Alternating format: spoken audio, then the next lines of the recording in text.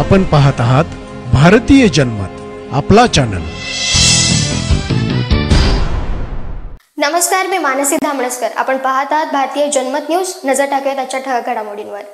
संजय राऊत यांनी उद्धव ठाकरे यांच्या ताफ्यावर मनसेच्या कार्यकर्त्यांनी केलेल्या हल्ल्याच्या पार्श्वभूमीवर प्रतिक्रिया दिली आहे।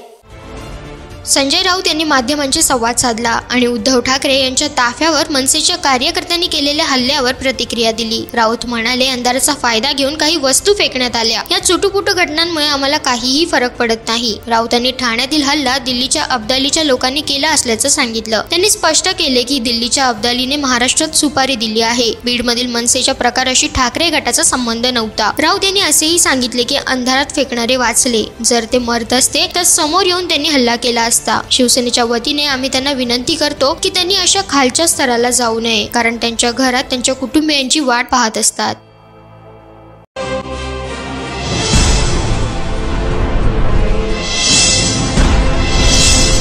आपण पाहत